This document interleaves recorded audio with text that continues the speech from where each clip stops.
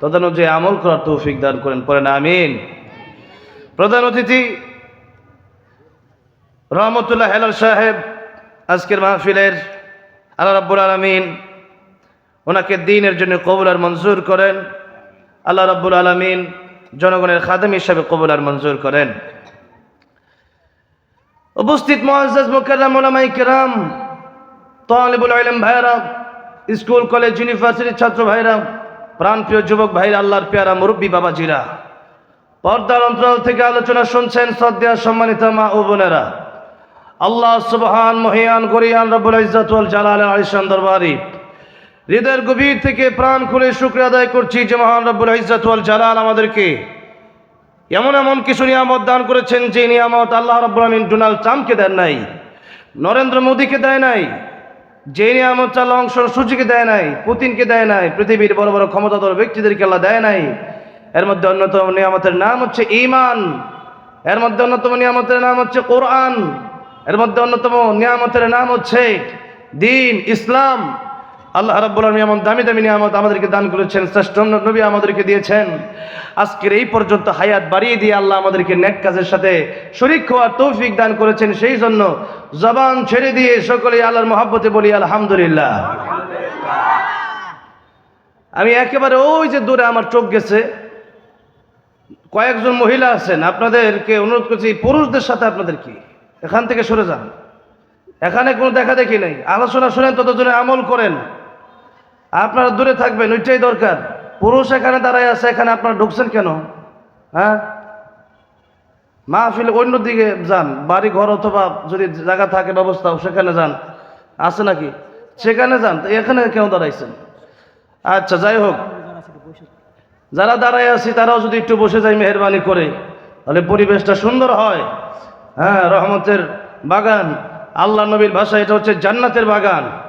এই জান্নাতের বাগানে আসতে চায় না কারা কারা?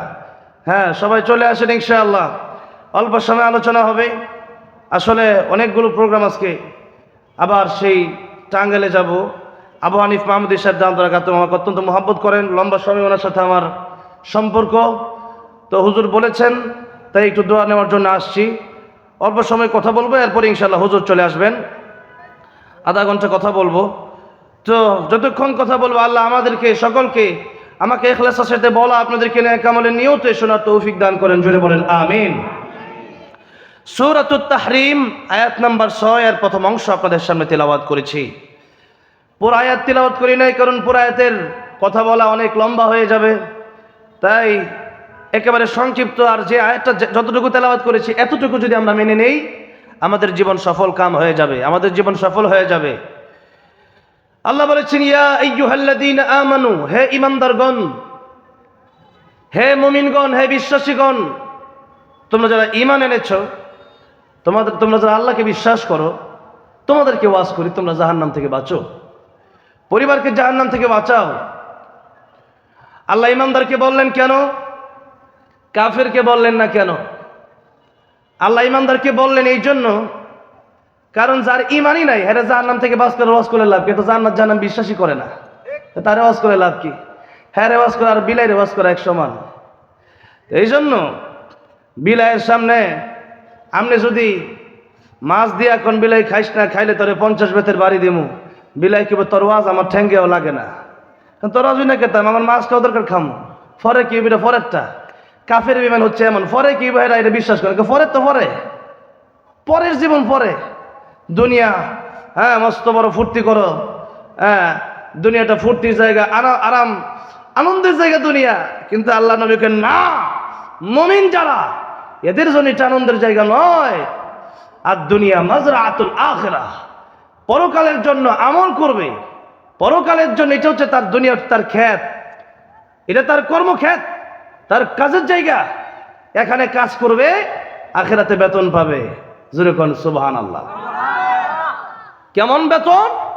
ফামান ইয়ামাল মিসকালা যাররাতিন খায়রান ইয়ারা ওয়া মান ইয়ামাল মিসকালা যাররাতিন শাররান ইয়ারা। যদি ভালো কাজ অল্প করেন সেটাও কিয়ামতের ময়দানে আপনাকে দেওয়া হবে, আর যদি মন্দ করেন সেটার প্রতিদানও দেওয়া হবে। সুতরাং এখান থেকে আমাকে আমল গোছায় নিয়ে যেতে হবে, এখান থেকে এমন কিছু কাজ করে যেতে হবে যেই কাজ আমি এখানে ধান লাগাবো আর আমি ওখানে গিয়ে আরামায়েশ করে খাবো। যারা কৃষি ধান চাষ করে 4 মাস ধান চাষ করে কষ্ট করে আর বাকি 8 মাস বৈশা বৈশা খায় ওই ধান বিক্রি করে। দেখবেন সিজনের সময় অনেকেই অনেক কিছুর ব্যবসা করে, বিভিন্ন সবজির ব্যবসা করে। তো এখন সিজনের সময় দেখা যায় শীতের সময় অনেক সবজি হয়, দেখবেন অনেক কৃষি আছে যারা এই সময় এই সবজিগুলো মানে তারা চাষ করে বিক্রি করার পর ভালো লাভবান হইতে পারলে আগামী বছর পর্যন্ত এটা বৈশা বৈশা খায়। তাহলে 4 মাস কষ্ট করে 8 মাস বৈশা বৈশা খায়। এখন কষ্ট না করে কেউ যদি চাকরিও না করে, ব্যবসাও না করে, ক্ষেত খামারও না করে, কোনো কিছুই করে না, বৈশা বৈশা খাওয়ার সিস্টেম আছে? নাই। তাহলে দুনিয়াতেই যদি বৈশা বৈশা খাওয়ার সিস্টেম না হয়, দুনিয়ার সামান্য নিয়ামতের জন্য যদি দেখা যায় নিয়ামত তো আল্লাহই দেয়, এরপরেও দেখা গেছে যে একটা উসিলার তো প্রয়োজন আছে, দুনিয়াতে একটা নিজাম আছে, তো সেই জন্য চাকরি করতে হয়, ব্যবসা করতে হয়, ক্ষেত খামার করতে হয়, এত কিছু করতে হয় দুনিয়ার জন্য। যে জান্নাতে যাওয়ার পরে অনন্তকাল চিরজীবনের জন্য আল্লাহ জান্নাত দিবেন, ওই জান্নাতে যাওয়ার জন্য জাহান্নাম থেকে বাঁচার জন্য বুঝি ব্যবসা নাই, চাকরি নাই, কোনো কাজ কাম নাই, এমনি জামুগা না, কাজ আছে। তাহলে যদি আমরা জান্নাতে যেতে পারি নেক আমল করে গুনাহ থেকে বেঁচে, তবেই জান্নাতে যাওয়া সম্ভব। আল্লাহ কয় কোরআন যদি তোমরা মেনে নাও তাহলে তোমরা জান্নাতে যেতে পারবা, কোরআনের আমল যদি তোমরা করো তাহলে জান্নাতে যেতে পারবা। এবার আসুন, তাহলে আমরা জাহান্নাম থেকে বাঁচবো কিভাবে আর জান্নাতে যাব কিভাবে? জাহান্নাম থেকে বাঁচবো কিভাবে আর জান্নাতে যাব কিভাবে? তো জান্নাতে যদি এই যে আলোচনা শোনানো হচ্ছে যে জাহান্নাম থেকে বাঁচতে হবে, জান্নাতে যেতে হবে, এই আলোচনা শোনার পরেও যদি আপনার যদি ভিতরে যদি ওয়াজটা এফেক্ট না করে, যদি আলোচনা যদি কাজে না আসে, তাহলে কিয়ামতের ময়দানে আপনি জাহান্নামে যাওয়ার পর আপনার প্রশ্ন করা হবে। আল্লাহ বলেন সূরা মুলকে, আল্লাহ বলেন সাআলাহুম খাযানাতুহা আলাম ইয়াতিকুম নাযীর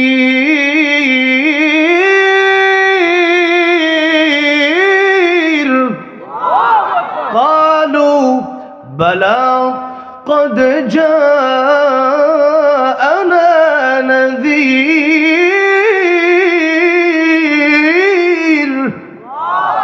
প্রশ্ন করা হবে তোমাদের কাছে কি ভীতি প্রদর্শনকারীরা যায় নাই, ওয়াজ মাহফিল হয় নাই? তখন বলবে কালো, তারা বলবে বালা, হ্যাঁ, কদ জাআনা নাযীর, ভীতি প্রদর্শনকারীরা আসছিল, প্রতি সপ্তাহে কত ওয়াজ হইছে, কিন্তু ফাকাদ্দাবনা, আমরা অস্বীকার করেছিলাম যে মোল্লা কাঠমোল্লা আর কি কইতু। হ্যাঁ, আমাদের এখানে কাঠমোল্লাকে গালি দেয়, জঙ্গি কয়ে গালি দেয়, মৌলবাদ বইলা গালি দেয়। আর এগুলা গালি দিলে আমরা অতটা অসন্তুষ্ট হয় না, কারণ আমার নবীরে পাগল জাদুকর বলে আবু জাহেল গালি দিত। আর আজকে সেই আবু জাহেলের উত্তর শরীগুলা আলেমদেরকে জঙ্গিবাদ আর মৌলবাদ বইলা গালি দেয়। তাহলে যাও তোমরা, আবু জাহেলের সাথে তোমাদের হাসর হবে। আর দ্বীন ও ইসলামের জন্য যদি কেউ খাঁটি মানুষ হয়, যদি কেউ ভালো থাকে, সে ব্যক্তি ভালো থাকতে পারে না। যদি কেউ ভালো কাজ করতেছে, ভালো কাজ করতে পারে না। আজকে বাংলাদেশে যে ঘটনাটা ঘটছে, উসমান হাদি বাংলাদেশের একজন জননেতা, যুবকদের আইডল, যিনি বলিষ্ঠ কণ্ঠস্বরে সত্য কথাগুলো যিনি বলেন, আমার প্রিয় ভাই উসমান হাদি, তাকে আজকে গুলিবর্ষণ করা হয়েছে। যারা আন্দোলন করে দেশ থেকে স্বৈরাচারকে দিল্লিতে পাঠালো, এই দেশকে স্বৈরাচার মুক্ত করলো, আজকে তারাই নিরাপদে নাই, কারণ তারা ভালো মানুষ। গতকালকে নির্বাচনের তাফসিল ঘোষণা করা হয়েছে, একদিনের ভিতরেই যদি এভাবে হামলা শুরু হয়ে যায়, আমার তো মনে হয় আগামী নির্বাচন সুষ্ঠু হবে না, সুন্দর হবে না। আমরা রক্তপাতের বাংলাদেশ দেখতে চাই না, জুলুমের বাংলাদেশ দেখতে চাই না। আগামীর বাংলাদেশ হবে ইনশাআল্লাহ, আগামীর সংসদ হবে ইনশাআল্লাহ, কোরআনের সংসদ, কোরআনের বাংলাদেশ, ঠিক না বেঠে? মানুষ সেই জন্য এখন তাদের জীবনকে বিলিয়ে দিতে রাজি আছে। আজকে সত্য কথাগুলো যারা বলে, কয়েকদিন আগে একজন ব্যারিস্টার, তাকে হামলা করা হলো, আজকে আবার উসমান হাদি সাহেবকে হামলা করা হলো। এমন ন্যাক্কারজনক ঘটনার তীব্র নিন্দা ও প্রতিবাদ জানাচ্ছি। আমরা বলতে চাই, খুব দ্রুতই বাংলার জমিনে কারা এই গুলিবর্ষণ করলো, কাদের কথা শুনে করলো, এই বিচার করতে হবে। রাজি আছেন না নাই? একটা বিচার না হলে আরো শত শত খুন হবে, আরো শত শত গুম হবে, হামলার শিকার, আরো শত শত হামলার শিকার মানুষ হয়ে যাবে। সেই জন্য বাংলাদেশে আগামীতে জুলুম আর চাঁদাবাজি আর দুর্নীতি করে ক্ষমতায় আসার চিন্তা যারা করছেন, দুর্নীতির চাঁদাবাজি জুলুম করে আপনারা ক্ষমতায় আসতে পারবেন না, সেই চিন্তা, সেই আশা মন থেকে ডিলিট করে দেন। জনগণের সাথে ভালো ব্যবহার করতে পারলেই আগামীতে ভোট পাওয়া যাবে, নয়তো ভোট কেন, জনগণ আপনাদেরকে জুতা পিটা করার জন্য রেডি হয়ে যাবে। সেই চিন্তা বাদ দেন, সেই চিন্তা বাদ দেন, সেই চিন্তাই দেশে বাস্তবায়ন হবে না। জনগণ রে, 500 টাকা দিয়ে আর ভোট কিনা যাবে না ইনশাআল্লাহ। জনগণ এখন আর বোকা নয়, জনগণ বুঝে গেছে যে স্বৈরাচাররা এই বাংলার জমিনের ক্ষমতায় বসতে পারবে না। এই হামলাগুলো যারা করেছে তাদের তো বোঝা উচিত ছিল যে একজন ভাই তিনি আমাদের দেশের জন্য এত কষ্ট করলেন, বুলেটের সামনে বুকটা পেতে দিলেন, সেই ওসমান হাদিকে আমরা যে গুলি করছি তার জন্যই তো আমরা এত সুন্দর আছি। সে যদি ওই দিন না করতো, গত 16 বছরও তো তোমরা পারো নাই, এখন গুলি করলা কেন? এই জন্য এরা মানুষ হতে পারে নাই, এরা প্রকৃত মানুষ হতে পারে নাই। এই দেশের মানুষগুলো আজকে কেমন যেন অমানুষ হয়ে যাচ্ছে, অমানুষ। এই জন্য অমানুষ হওয়া যাবে না। জাহান্নাম থেকে যদি বাঁচতে চান, জান্নাতে যেতে চান, প্রকৃত মানুষ হওয়া লাগবে। আর এই প্রকৃত মানুষ হওয়ার জন্য আল্লাহ রাব্বুল আলামিন সূরা রহমানের 2য় এবং 3য়তে বললেন, আল্লামাল কুরআন খালাকাল ইনসান।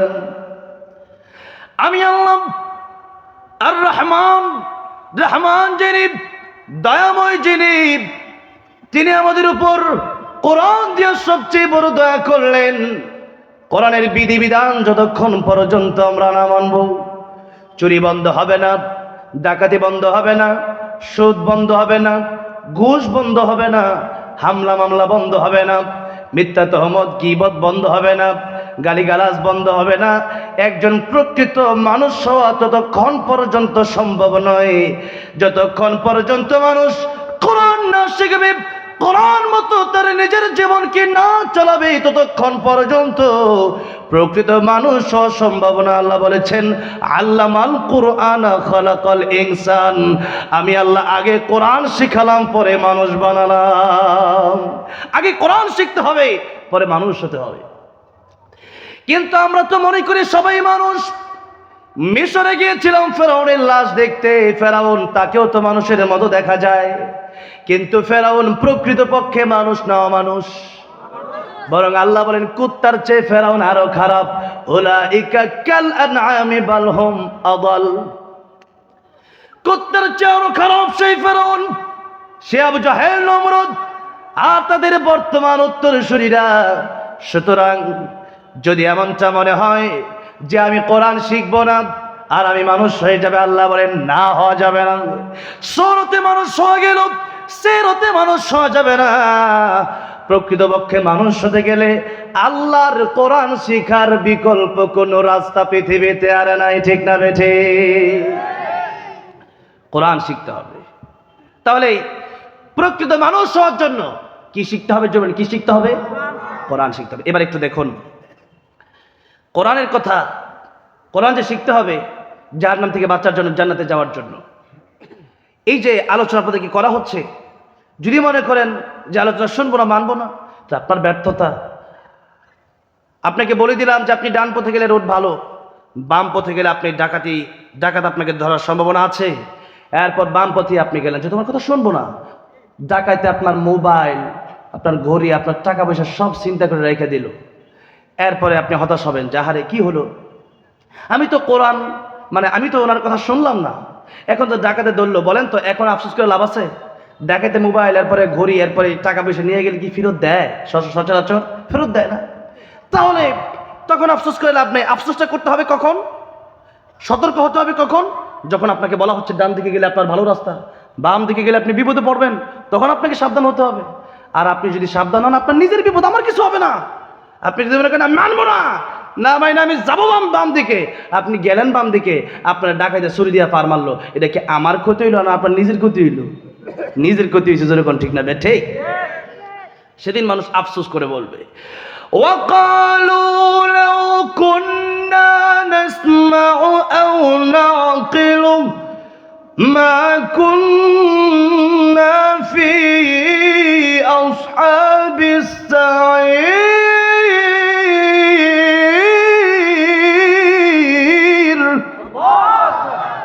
যদি ওই দিন আলেমদের কথা যদি শুনতাম, লাউ কুন্না নাসমাউ, যদি আলেমদের কথাগুলো শুনতাম, আও নাকিল, যদি অনুধাবন করতাম, যদি চিন্তা করতাম মানে কি বলে, এগুলো তো ওনার কথা নয়, এগুলো তো আল্লাহর কোরআনের কথা ছিল, মা কুন্না ফি আসহাবিস সাইর, জাহান্নামে আসা লাগতো না।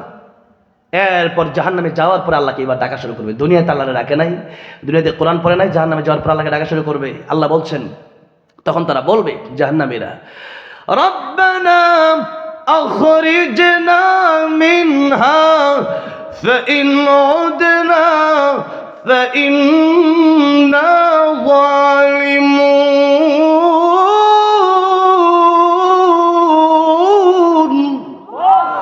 قال اخسئوا فيها ولا تكلمون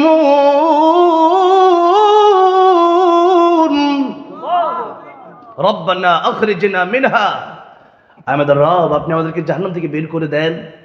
ফাইন উদনা ফাইন্না যালিমুন, আমরা নামাজ ছাড়বো না, আমরা আর কোরআন তেলাওয়াত ছাড়বো না, সুদ ঘুষ খাবো না, মানুষকে কষ্ট দেব না, আর জেনা ব্যভিচার করবো না, আর গান শুনবো না, আর মদ খাবো না, জুয়া খেলবো না, আল্লাহ আর গুনাহ করবো না। আল্লাহ বলবেন, লক্ষ্য করেন আল্লাহ কি বলবেন তখন? আল্লাহ বলবেন কাল আখসাউ ফিহা, কাল আখসাউ ফিহা, লাঞ্ছিত অবস্থায় জাহান্নামে পড়ে থাক, ওয়ালা তুকাল্লিমুন, আজকে আমি আল্লাহর সাথে তোরা কোনো কথা বলবি না, চুপ। আল্লাহ সেদিন বলবে আজকে আমার ডাইকা লাভ নাই, দুনিয়াতে বহু সময় দিছিলাম, ওটা তখন ডাকস নাই কেন? তখন কেন নামাজ পড়স নাই? আজকে আমি ডাকলে লাভ নাই, থাক জাহান্নামে। কাল আখসাউ ফিহা, আল্লাহ বলবেন থাক জাহান্নামে, লাঞ্ছিত অবস্থায় পড়ে থাক, ওয়ালা তুকাল্লিমুন, আজকে কোনো কথা আমি আল্লাহর সাথে বলবি না। আচ্ছা, আল্লাহ যদি এই কথা বলেন, যাওয়ার জায়গা আছে?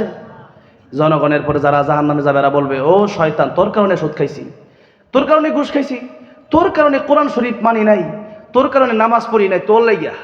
শয়তান বলবে, ফাইজলামি করার জায়গা পাও না, ইন্নাল্লাহা ওয়াদাকুম ওয়াদাল হক, আল্লাহর ওয়াদাই সত্য ছিল, আল্লাহর কথাই সত্য ছিল। কোরআন সুন্নাত দলিল ভিত্তিক আলোচনা করার পরেও ভালো লাগে নাই। আর আমি কিছু সুদ খাইছো, আমি কিছু গান শুনছো, কোনো লাভ আছে না ক্ষতি আছে কিছু বুঝছো না, খালি শুনছো, কিছু বিড়ি খাইছো। এই বিড়ি খাওয়া যে ক্ষতি, এটা বিড়ির প্যাকেটের উপরে লেখা দিছে যে বিড়ি খাইলে মৃত্যুর কারণ। ইয়ার পরে তুমি না আমি খামু, তা খাইছো কে লিগা? আমার দোষ দাও, ফাইজলামি করা যায় হো না, যে সাধারণ ফাইজলামি করা। আল্লাহকে ইন্নাল্লাহা ওয়াদাকুম ওয়াদাল হক, আল্লাহর কথা সত্য ছিল, আল্লাহ তা মানো নাই কেন? এখন জাহান্নামে চলো, এত কথা কেন? যেমন তুমি তো, আর আমি তো তোমার সে বড় জাহান্নামও আছি, আমার কি লাভ আছে নাকি? তাহলে কিয়ামতের মাঠে আফসোস করে লাভ হবে? এখন দুনিয়ায় থাকতে আমল করতে পারল, কাইসু মান দানা নাফসাহু ওয়া আমিলা লিমা বাদাল মাউত, ওই ব্যক্তি প্রকৃত জ্ঞানী বুদ্ধিমান, যে ব্যক্তি নিজেকে নিয়ে চিন্তা ভাবনা করে আর পরকালের জন্য সে ব্যক্তি আমল করে নেয়। আজকে আমরা নিজেকে নিয়ে চিন্তা করি না, কি যে হেবেটা কি করছে, হেবেটা খারাপ, হেবেটা ভালো না, এই সমস্ত লইয়া পড়ে আছি। জানোস নি আলামিন কামটা করছে কি? গতকালকে যে বাইকে গেছে জানোস নি? গতকালকে যে আব্দুর রহিম সাহেবের মাইয়াটা রে কি কামটা করছে, এইটা কইতে কইতে 7 জনক এক সময় খার একটা করে গিবত করে। ছোট একটা ঘটনা কইলে সময় যদিও কম কমু, ইমাম সুফিয়ান সাউরি রহমতুল্লাহ অনেক বড় একজন আলেম, অনেক বড় একজন ইমাম, তিনি একবার তার খাদেমকে ডেকে এদিকে আসো, নাও কিছু হাদিয়া তোফা তোমার দিলাম, ওই লোককে দিয়ে আসবা যে আমার গিবত করে। তিনি হুজুর আপনি এটা কি করলেন? কিয়া তারে হাদিয়া দিব মানে তো আমি বিরোধী। যে আপনারা আমারা না দিবেন, আমি অন্য জুতা সোজা করি, কত খেদমত আপনার করি, আমরা দেন, এরা দিয়েছেন কি লিগা? হুজুর ডেকে বলেন খাদেমের স্বরূপ, যে ব্যক্তি আমার গীবত করলো, যে ব্যক্তি আমার বিরোধিতা করলো, সে ব্যক্তি আমার এত বড় উপকার করলো, এত বড় উপকার আমার মা বাবা আমাকে করে নাই, এত বড় উপকার আমার মা বাপেও আমার করে নাই। যে মা বাবার দাম এত বেশি, আল্লাহ বলেন ওয়া ক্বাদা রাব্বুকা আল্লা তা'বুদু ইল্লা ইয়াহু ওয়া বিল ওয়ালিদাইনি ইহসানা। আমার চূড়ান্ত ফয়সালা, আমার ইবাদতের পর তোমার মা বাপের খেদমত করো। নবী কই মা আর বাপের দিকে একবার তাকাবে, একটা করে কবুল হজের সব, জোরে কোন সুবহানাল্লাহ। এবার দেখেন, মা বাপের আলোচনা করলে তো সারা রাতও শেষ হবে না। তাহলে সেই মা বাবা, হুমা জান্নাতুকা হুমা নারুকা, বাপ মা তোমার জান্নাত, বাপ মা তোমার জাহান্নাম। বাপ মারে খুশি করলে জান্নাত, বাপ মারে নারাজ করলে জাহান্নাম। সেই বাপ মার সেই বেশি উপকার আমার আবার কে করে, যে যাকে হাদিয়া তোহফা দিতে হবে। হুজুর বলেন, নবীজি বলেছেন, কেউ যদি কারো বিরুদ্ধে গীবত করে, কেউ যদি কারো বিরুদ্ধে সমালোচনা করে, কেউ যদি কারো বিরুদ্ধে পরনিন্দা করে, তাহলে ওই ব্যক্তির শাস্তিটা কি, ক্ষতিটা কি? কিয়ামতের ময়দানে সেই ব্যক্তি তার নেক আমল ওই ব্যক্তিকে দিয়ে দিতে হবে যার বিরুদ্ধে গীবত করলো, আর যার গীবত করলো তার গুনাহগুলো তাকে নিজেকে নিয়ে নিতে হবে। তাহলে গীবত করার কারণে একটু মজা পাইছি, এই মজার কারণে কিয়ামতের ময়দানে তার গুনাহ, যে গীবতটা করছে গুনাহ করার কারণে, সেই গীবতটা একজনের সত্য দোষ, ওইটাই গীবত। এখন সে গীবত করার কারণে তার গুনাহগুলো আমাকে নেওয়া লাগবে, আর আমার নেক আমল তারে দিয়া আমার জাহান্নামে যাওয়া লাগবে। তাহলে আমরা এই গীবত করি কি করি না মানুষের বিরুদ্ধে? আরো একটা হাদিস শোনায় দেই। নবীজি একবার যাচ্ছেন, দুইটা নতুন কবর পেলেন। নবীজি বলেন এই দুইটা কবরে আযাব হচ্ছে। একটা কবরে আযাব হচ্ছে এই জন্য কারণ সেই ছিল চগলখোর, হের কথা হেরে লাগায়, হের কথা হেরে লাগায়, এইগুলা করতে করতে সে কবরে গেছে। এই কারণে তার কবরে আযাব হচ্ছে সবচেয়ে ভয়ঙ্কর আযাব। আরেকটা কবরে আযাব হচ্ছে, ওই কবরে কেন হচ্ছে? পেশাব থেকে না বাঁচার কারণে। পেশাব এটা এমনও হতে পারে যে পেশাবের ছিটা থেকে বাঁচে নাই, যে পেশাব করার সময় ছিটাগুলো তার শরীরে এসে লাগে, এই জন্য বাঁচে নাই। এটা থেকে সে হেফাজত থাকে না, শরীর পাক, কাপড় পাক, নামাজের জায়গা পাক, শরীর তো পাক নাই, কাপড়ই তো পাক নাই, নামাজ যে পড়ছেন, টিস্যু নাই, গিরা নাই, কুলুপ নাই, টিস্যু খুঁজা অনেক লুনা ফগর টিস্যু খুঁজা পাওয়া যায়, রাস্তা মধ্যে বয়ে পড়ে, তা নাই পানি নাই টিস্যু।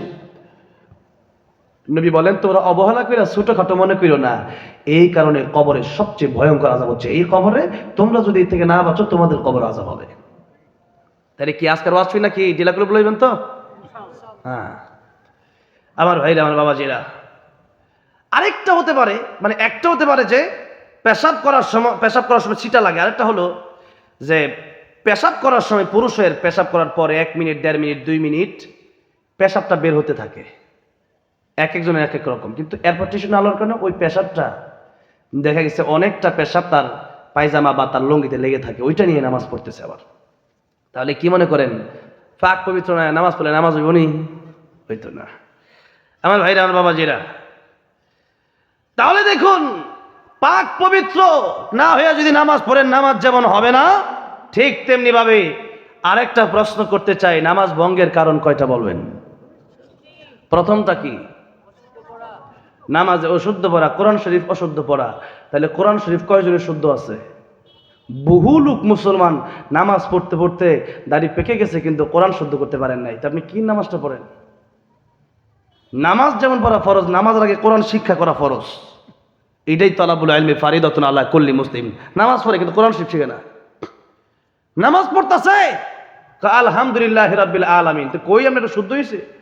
কুল হুয়াল্লাহু আহাদ না কুল হুয়াল্লাহু আহাদ, পর অর্থ চেঞ্জ হয়ে যাচ্ছে, লাহানে জ্বলে হচ্ছে। তাহলে কোরআন শরীফ তেলাওয়াত সে শুদ্ধভাবে না শিখলে নামাজ পড়লে নামাজ হবে না। এবার নবী কি বলেন? কিয়ামতের ময়দানে সর্বপ্রথম কিসের হিসাব হবে? বলেন বলেন বলেন। আউয়ালু মা ইউহাসাবু বিহিল আবদু ইয়াউমাল কিয়ামাতিস সালাহ। কিয়ামতের ময়দানে সর্বপ্রথম নামাজের হিসাব হবে। নবী বলেন, নামাজের হিসাব দিতে গিয়ে যারা পার পেয়ে যাবে, তারা সব জায়গায় পার পেয়ে যাবে, তারা জান্নাতে চলে যাবে। আর নামাজের হিসাব দিতে গিয়ে তারা ধরা খেয়ে যাবে, সব জায়গায় তারা ধরা খাবে। সব জায়গায় ধরা খাওয়ার কারণে তাকে জাহান্নামের পথেই হাঁটতে হবে। তাহলে কোরআন শরীফ যদি না শিখি, কোরআন শরীফ তো মানা তো মানে বিধিবিধান তো পরে, আগে তো কোরআনটা সহি শুদ্ধ করে শিখতে হবে, যেরকম ঠিক না ভাই ঠিক? তাহলে কোরআন সহি শুদ্ধ করে শিখলে নামাজ ঠিক আছে, আপনার সহি শুদ্ধ হবে, নামাজ ঠিক, আপনি জান্নাতি। এক, কু আনফুসাকুম ওয়া আহলিকুম নারা, সবাইকুম আর 2 মিনিট কথা কমো। ওয়া আহলিকুম নারা, নিজের সন্তানকে জাহান্নাম থেকে বাঁচাও। যদি সন্তানকে ডাক্তার বানায়, ইঞ্জিনিয়ার বানায়, আজকের বহু ডক্টর ইঞ্জিনিয়ার আছে, তারা মনে করে যে মসজিদে 20-30 হাজার টাকা দান করে দিলাম আর সন্তানকে হাফিজ আলেম বানাইলাম না। আপনার সম্পদের চেয়ে আপনার সন্তান ছিল আপনার সবচেয়ে বড় নিয়ামত। সেই নিয়ামতকে আপনি মাদ্রাসা দিতে চান না কেন? যে মাদ্রাসাকে কি আর হইব? তার মানে আপনি কোরআন এবং সুন্নাহর প্রতি আপনার এতটুকু ভালোবাসা নাই যতটুকু ডাক্তারির প্রতি আছে, যতটুকু বিল্ডিং এর প্রতি আছে, যতটুকু দুনিয়ার প্রতি আছে। হাফেজ আলেম দিকে তাকায় দেখেন, বেশিরভাগ হাফেজের বাবা রিক্সাওয়ালা, ঠেলাওয়ালা, সবজি বিক্রেতা, গরিব মানুষ, ছোট ব্যবসায়ী। এই মানুষগুলো তাদের সন্তানকে হাফেজ আলেম দ্বীন বানাচ্ছে। তাই তো নবী বলেছেন, আমি তো অধিকাংশ নারীরা জাহান্নামে দেখে এসেছি, অধিকাংশ নারীরা জাহান্নামে যাবে 2 কারণে, স্বামীর অবাধ্য হওয়ার কারণে আর লানত করার কারণে, আর অধিকাংশ গরিব মানুষ জান্নাতে চলে যাবে। তাহলে গরিব মানুষ তো এমনিই যাবে না, এত বড় লোক হয়েছে, বড় লোক হয়ে দুনিয়ার মোহে পরে আল্লাহকে ভুলে গেলা। হ্যাঁ, তুই মনে করতেছো মসজিদের 5,000 টাকা দিলা জান্নাতে, এত সহজ না। তোমার ভিতর তো ইমানই ঠিক হয় নাই, কোরআনের প্রতি ভালোবাসাই তো নাই। তাই কমপক্ষে কোরআনের প্রতি ভালোবাসাটা সৃষ্টি হওয়া দরকার আছে না নাই? নবী বলেন, কুন আলিমান আও মুতাআল্লিমান আও মুস্তামিআন আও মুহিব্বান ওয়ালা তাকুন খামিসান ফাতাহলিক। নবী বলেন, আলেম হও, আলেম হতে পারো নাই, আলেমের ছাত্র হও তাও পারো নাই, আলেমের কথাগুলো শোনো তাও পারো নাই। আলেমদেরকে কমপক্ষে অন্তত পক্ষে দিলটা দিয়ে মোহাব্বত করা দরকার আছে না নাই? কিন্তু সেই মোহাব্বত আজকে আমাদের ভিতরে নাই। আজকেও আমাদের বাংলাদেশের একজন হাফেজ নাসরুল্লাহ আনাস মিশরে অসংখ্য দেশের সাথে, বহু দেশের সাথে সে কম্পেয়ার করে, সে প্রতিযোগিতা করে, সে বাংলাদেশের ছেলে নাসরুল্লাহ আনাস বিশ্ব চ্যাম্পিয়ন হয়েছে, ফার্স্ট হয়েছে, যেরকম আলহামদুলিল্লাহ। তারা আমাদের বাংলাদেশের গর্ব। আজকে বড় আফসোস হয়, খেলোয়াড়রা 9টা দেশের সাথে হারার পরে, একটা দেশের সাথে জেতার পরে 2 কোটি টাকা পুরস্কার দেওয়া হয়। আমার বাংলাদেশের হাফেজ যখন বাংলাদেশে আসে, তাদেরকে রাষ্ট্রীয় সম্মান দেওয়া হয় না। তার মানে এখনো বাংলাদেশে বৈষম্য রয়ে গেছে। যেই বৈষম্য দূর করার জন্য এই ছাত্র জনতা আন্দোলন করেছে, সেই বৈষম্য এখনো দূর হয় নাই। কিসের উপদেষ্টা হিসাবে বসেছেন? একটা কোরআনের হাফেজকে তো আপনারা সম্মান দিতে পারলেন না, লাল গালিচা বিছাই দিতে পারলেন না, এয়ারপোর্টের ভিআইপি কিটটা দিতে পারলেন না কেন? পুলিশ দিতে পারলেন না কেন? বৈষম্য এখনো আছে। খেলোয়াড়রা 2-3টা ফুটবল লাইতে পুরস্কার পায়, আর কোরআন নিয়া বাংলাদেশের পতাকাকে যারা উড্ডীন করে, যারা এই পৃথিবীতে বাংলাদেশকে উঁচু করে তোলে, তাদের কোনো সম্মান মর্যাদা নাই। যতদিন পর্যন্ত কোরআনের প্রতি অবহেলা আর অবজ্ঞা থাকবে, ততদিন পর্যন্ত বাংলাদেশ সুন্দর হবে না। হাফেজদের সম্মান নাই, আলেমদের সম্মান নাই। তারা মনে করে যে হাফেজ আলেম এটা সাধারণ বিষয়, নাউযুবিল্লাহ মিন যালিক। এরকম মনে করে যারা, যেটা এরকম গুরুত্ব এটা কোনো বিষয়ই না, এরকম যারা মনে করে, ঈমান আসেনি এদের? আল্লাহ এই দেশকে তুমি ইসলামের দেশ বানায় দাও, কোরআনের দেশ বানায় দাও, কোরআনের সংসদ বানায় দাও। জোরে বলেন আমিন। সর্বশেষ, আলেমদেরকে মহাব্বত যদি আপনারা করেন, তাহলে আমি একটু 2-3টা মিনিট সময় একটু আপনাদের কাছে চেয়ে নিচ্ছি। আপনারা আলেমদেরকে ভালো তো বাসেন। নবী বলেন, কিয়ামতের ময়দানে আলেমকে ভালোবাসার কারণে 1 গ্লাস পানি পান করিয়েছে এমন ব্যক্তিকেও আল্লাহ জান্নাতে দিবেন। সেই ব্যক্তিকে যদি আল্লাহ জান্নাতে দিতে পারেন যে আলেমকে 1 গ্লাস পানি পান করাইছে, তাহলে মাদ্রাসার জন্য যদি আমি আর আপনি যদি 500 টাকা, 1000 টাকা যদি দিতে পারি, এটা কি আমার জন্য পরকালের জন্য নাজাতের উসিলা হতে পারে না? পারে না? আমার টাকাটা আমি ব্যাংকে রাখলে টাকা থাকবে, আর টাকাটা যদি আমি দান করে যাই, এটা নেকি হয়ে যাবে। এটা কি হয়ে যাবে? দুনিয়াতে টাকা ছাড়া বাবা চলা যায় না, যুবক ভাইরা, চলা যায় না। আর আখেরাতে নেকি ছাড়া চলা যাবে? নেকি ছাড়া চলা যাবে না। সে মানুষ আফসোস করবে, যদি আরেকটু টাকা বেশি দান করতাম, আরেকবার যদি সুবহানাল্লাহ বেশি পড়তাম, আর 2টা রাকাত যদি নামাজ বেশি পড়তাম, না আমরা যদি মানুষ আফসোস করবে। ইদা মাতার ইনসানু ইনকাতা আনহু আমালুহু ইল্লা মিন সালাসাতিন। নবীজি বলেছেন মানুষের মৃত্যুর পর আর আমল করতে পারে না, আর নেকি যাওয়ার সিস্টেম নাই। 3টা সিস্টেম আছে। একটা হলো সাদাকায়ে জারিয়া, যেই মাদ্রাসায় যদি দান করতে পারেন, মসজিদে যদি দান করতে পারেন, জনসভার মূলক অন্যান্য কাজে যদি দান করতে পারেন, তাহলে নবী বলেন এই টাকা তুমি আজকে মারা যেতে পারো, কিন্তু তুমি মারা যাওয়ার সাথে সাথে তোমার কবরে সব পৌঁছতে থাকবে এই মাদ্রাসায়। তোমার টাকা এই মাদ্রাসায় দেওয়ার কারণে এই তুমি তো মরে যাওয়া, মাদ্রাসা ঠিকই থাকবে, তুমি মরে যাওয়া সেই হাফেজ আলেম ঠিকই থাকবে। তারা যতদিন থাকবে ততদিন পর্যন্ত যত আমল করবে তাদের ছাত্র হবে, তারা আগামীর আল্লামা আহমদ শফি হবে, আল্লামা জুনায়েদ বাবনগরী হবে, আল্লামা নূর হোসেন কাসিমি হবে। তখন তাদের এই যত আমলগুলো এগুলোর সব তোমাদের কবরেও আল্লাহ পাঠিয়ে দিবেন, যদি বলেন সুবহানাল্লাহ। সেই জন্য সদকায়ে জারিয়া হিসাবে 1000 টাকা করে 30 জন লোক যদি হয়, তাহলে আমি খুব খুশি হব। যদি কোরআন শরীফ 30 পারা কমপক্ষে 10 জন লোক দেখতে চাই। 1 নম্বরে কে দিবেন? যে 1 নম্বরে দিবেন তার দেখা দেখি যারা দিবে সবার সব উনি পাবে। মাশাআল্লাহ। আমার যুবক ভাই নাম কি? হ্যাঁ, আব্দুল্লাহ। আল্লাহর কাছে 2টা নাম খুব প্রিয়, একটা হলো আব্দুল্লাহ, একটা হলো আব্দুর রহমান। আয় আল্লাহ, আব্দুল্লাহ মানে আল্লাহর বান্দা, আল্লাহ তুমি কবুল আর মঞ্জুর করো, জানে মানে বরকত দিও আল্লাহ, মানে নেক বাসনা পুরা করে দিও আল্লাহ। কাল কিয়ামতের ময়দানে তোমার প্রিয় গোলাম হিসাবে রেখে জান্নাতের মেহমান বানায় দিও, জোরে বলেন আমিন। 2 নম্বরে কে আছেন? 1000 টাকা মাদ্রাসার জন্য। 1000 টাকা দিবেন এখানে দুনিয়াতে, আর কবরে গিয়ে আজকে যদি মরে যান আপনার কবরে সব পৌঁছতে থাকবে। 2 নম্বরে কে আছে? আলহামদুলিল্লাহ, প্রধান অতিথি সাহেব তো আমার সাথেই বসা। আলহামদুলিল্লাহ, আমার পরে প্রধান মেহমান আবু হানিফ মাহমুদি সাহেব আপনার সাথে আলহামদুলিল্লাহ বসা আছেন। আমি কমপক্ষে 10 জন ব্যক্তি চাইছিলাম, মাত্র 1 জন পেয়ে গেছি, আর 9 জন। তিলকা আশারাতুল কামিলা, 10 পূর্ণ হয়। কে আছেন 2 নম্বরে? যে আমি সদকায়ে জারিয়া আলেমদেরকে মহব্বত করে, কোরআন সুন্নাহকে মহব্বত করে। ওই যে মাশাআল্লাহ, জায়গা তো হচ্ছে না, এত মানুষ একেবারে দেখা যায় না। সিরিয়াল সর্বশেষ কোন পর্যন্ত গেছে আর দেখা যায় না। হ্যাঁ একটু, হ্যাঁ কামাল পরিপূর্ণ। আল্লাহ রাব্বুল আলামিন কাল কিয়ামতের ময়দানে এই 1000 টাকা দানকে কবুল আর মঞ্জুর করে আমার নবীর সাথে জান্নাতের মালিক বানায় দিও আল্লাহ। আপনজনদের কবর জান্নাতের বাগান বানায় দিও, জোরে বলেন আমিন। 3 নম্বরে কে আছেন 1000 টাকা মাদ্রাসার জন্য দিবেন? 3 নম্বরে কে আছেন? একটু হাতটা উঠান দেখি। হ্যাঁ, এটা শুধু আজকের এই ক্যামেরা নয়, এটা মাশাআল্লাহ। নাম হাফেজের বাবা, মাশাআল্লাহ, একজন হাফেজের বাবা। আয় আল্লাহ, মনির হোসেন সাহেব আল্লাহ কবুল আর মঞ্জুর করো, আল্লাহ জানে মানে বরকত দিও আয় আল্লাহ, মনের নেক বাসনা পুরো করে দিও আল্লাহ। কাল কিয়ামতের ময়দানে হাফেজ কোরআন এবং তার বাবা সহ পুরো পরিবারকে তুমি নবীর হাতে হাউজে কাউসারের পানি পান করে জান্নাত দিও, জোরে বলুন আমিন। 3 জন। 4 নম্বরে কি আছেন 1000 টাকা? মারহাবা। ওই যে দাঁড়ায় আছে, তার আজকে ফার্স্ট হয়ে যাচ্ছে মাশাআল্লাহ। নাম কি? ইনসান ভাই 1000 টাকা। আল্লাহ প্রকৃত কোরআনওয়ালা, প্রকৃত দিনওয়ালা বানিয়ে দিও, প্রকৃত মানুষ বানিয়ে দিও আল্লাহ, জানে মানে বরকত দিও। 5 নম্বরে কে আছেন 1000? 5 নম্বর কে আছেন? এই মাদ্রাসাকে মহব্বত করে, শুধু এই মাদ্রাসা নয়, কোরআনকে মহব্বত করে, আল্লাহকে ভালোবেসে আল্লাহর দিনের জন্য। আর সদকা তো তারাদ্দুল বালা, সদকা বিপদ আপদ বালা মুসিবত থেকে সদকার মাধ্যমে আল্লাহ মানুষকে হেফাজত করেন, সদকার মাধ্যমে। এই জন্য কে আছেন 5 নম্বরে 1000 টাকা সদকায়ে জারিয়া করে যাবেন, যেটা চলমান থাকবে মাদ্রাসায়। আলেমরা, হ্যাঁ, এই টাকায় উপকৃত হয়ে আলেম হবে। যারা আলেম হবে তাদের সবগুলো আপনি কবরে পাবেন। কে আছেন পরকালের জন্য? মাশাআল্লাহ। নাম কি?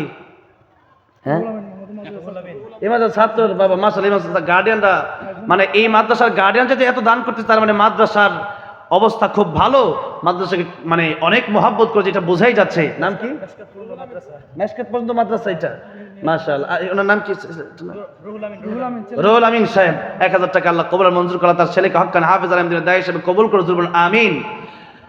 6 নম্বরে কে আছেন? 10 জন ব্যক্তি চাইছিলাম, মারহাবা। ওই যে আরেকজন ছাত্র দাঁড়ায় গেছে, নাম কি?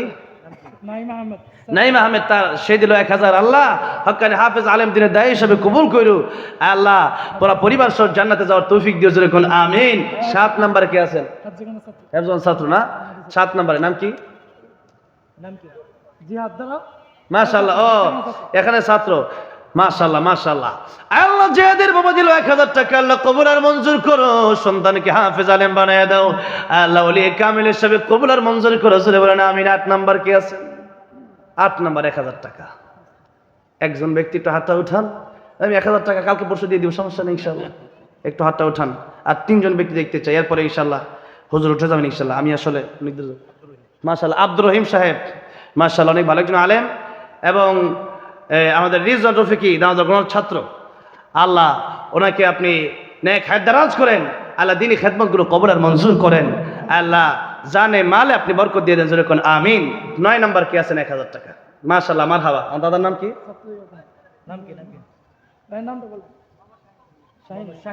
শাহিন সাহেব 9 নাম্বার 1000 টাকা ছাত্রের গাড়ি, আল্লাহ হ্যাঁ তুমি কবুল আর মঞ্জুর করো, আল্লাহ জানে মালে বরকত দিও।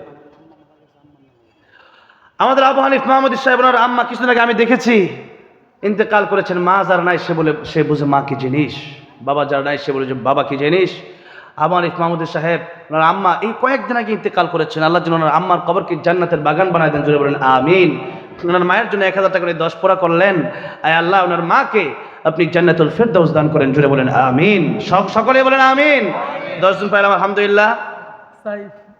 সাইফ ভাই ইলেকট্রিশিয়ান 1000 টাকা, আল্লাহ কবুল আর মঞ্জুর করেন, আল্লাহ জানেমালে বরকত দিও, আল্লাহ মনে নেক বাসনা পুরা করে, জোরে বলেন আমিন। আর যারা আছেন ইনশাআল্লাহ সবাই থাকবেন। এত বড় একজন আলেম আবু হানিফ মাহমুদ সাহেব, উনি এখানে আপনাদের সাথে বসবেন, আপনারা পুরো আলোচনা শুনে ইনশাআল্লাহ সবাই যাবেন। আলহামদুলিল্লাহ রাব্বিল আলামিন। আসসালামু আলাইকুম ওয়া রাহমাতুল্লাহ। সঙ্গীতের জন্য রিকোয়েস্ট করতেন, ওলামায়ে কেরাম সহ সবাই সঙ্গীতের জন্য রিকোয়েস্ট করতেন। একটু গজল গায়ালাই, যেহেতু আপনারা মোটামুটি অনেক